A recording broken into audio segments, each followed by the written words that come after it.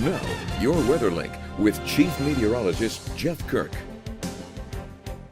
Let's track your forecast in Anchorage and South Central. As we track through the overnight, we're likely to see fog developing in and around Anchorage and temperatures dropping through the 20s to a low of 21. As we track future radar, we had the snow last night. What's left of that is over in the Valdez area, and it's going to track out, leaving dry conditions across all of South Central tomorrow. And the main question is, how long will fog linger in areas that have it, which is likely going to be the Anchorage Bowl. Besides that, though, we've got dry weather coming up as we track through Thursday for most spots. Now, let's take a look at the wind forecast heading into tomorrow. Most areas seeing light breezes. Look at that 0 in Anchorage. Calm wind. Any fog that's in place, it'll make it tough to go away. If we can get it to disperse, we'll have some sun coming out, but very tricky forecast there. Well, tomorrow, look for areas of fog, and we're hoping for some sun. Expect a high temperature of 26. Mid-20s in Palmer, 25 your high in Talkeetna tomorrow. Just above freezing in Homer, 33. 34 Seward, 29 is your high temperature in Whittier. Cordova tomorrow, 35, and plenty of sun in Valdez and a high of 24. Now we head to the Panhandle where we have a winter storm tonight and tomorrow. Winter storm warning for Petersburg and Juneau through midnight tomorrow night. Closer to the coast, winter weather advisory north of Sitka, including Cape Spencer. That's in effect through mid-morning tomorrow. In these areas near the coast, we'll have a change over to rain during the day tomorrow, which will limit amounts.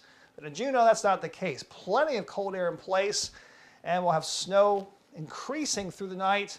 Slow rise in temperatures, but it's doubtful that we'll get above freezing tonight or tomorrow. So prime conditions for significant accumulation as the snow continues to push in. And most areas, except maybe the very immediate coast, will have snow falling tonight, including Ketchikan, where we should see some accumulation, at least a couple inches through 8 a.m.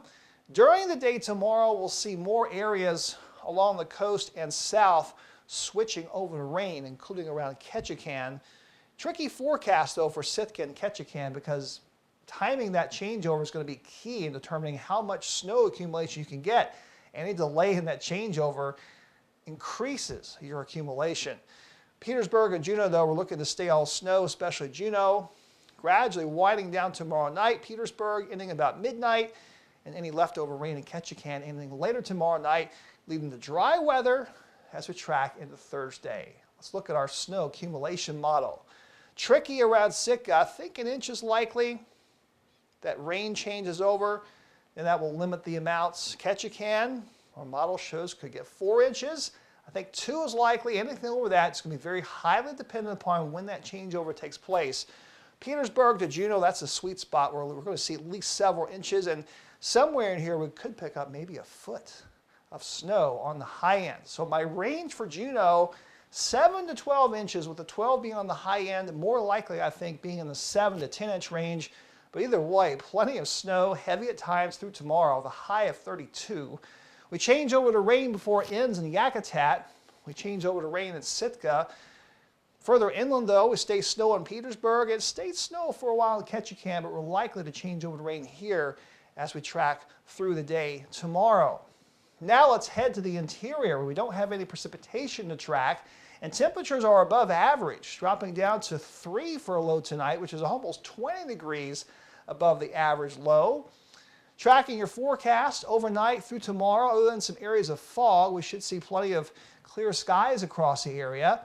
And tomorrow in Fairbanks, we're tracking a high of 11 under plenty of sun.